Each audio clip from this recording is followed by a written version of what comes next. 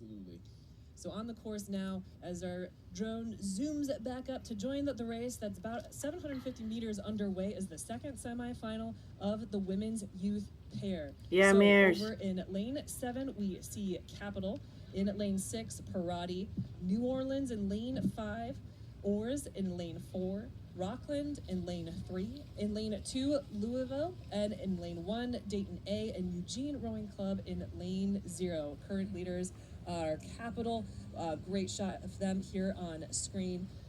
Yes, so it is Capital, Parati, Oars. Let's see, then, man, that lane 1, Dayton.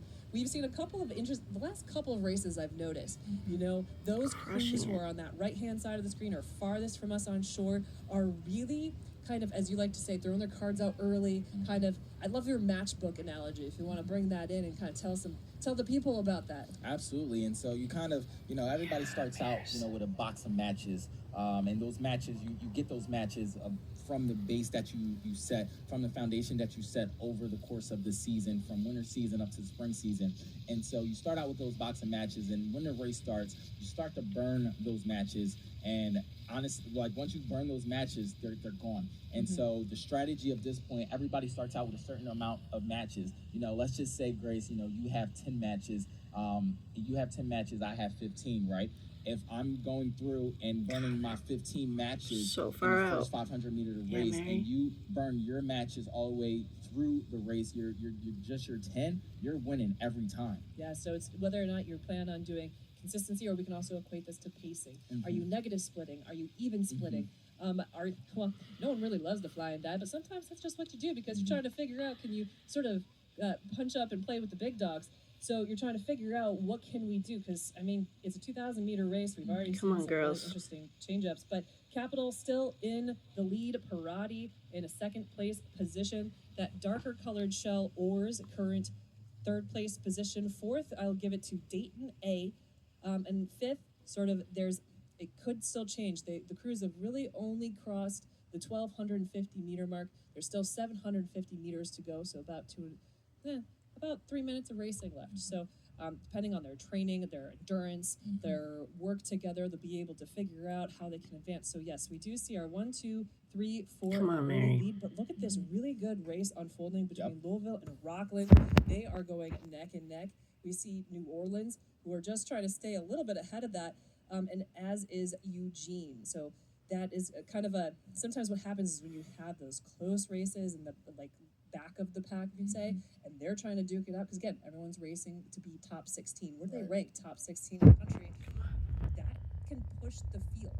And so I think we do still see clearly Capital and Parati, but then that third, fourth, fifth, sixth, seventh, eighth positions getting closer to each other. And we see that, and we're seeing that right now as you were talking about our sleepers on the other side of the course here.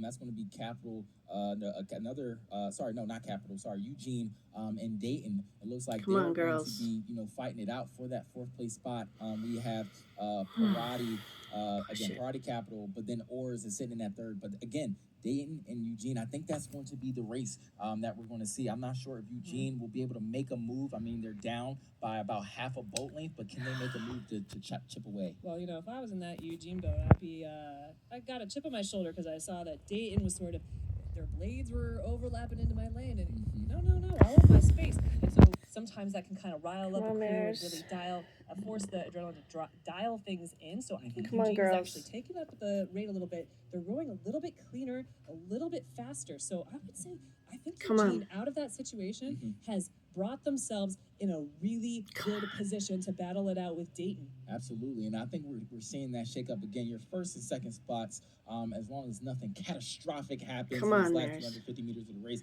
Capital Parati will take those spots with ease. And for that third place spot, it looks like Oars is going to be sitting. But again, we have a battle right now between our lanes 0 and lanes 1. Mary, push it. Eugene battling out for that last place spot, and it looks like, as you said, Grace, looks like Eugene may have has the momentum to get that fourth place spot. Yes, Mary. So it is Capital crossing the line first, and then Parati again. So it's top 4 who advance out of this. We see that Oars is trying to stay ahead of that battle between Dayton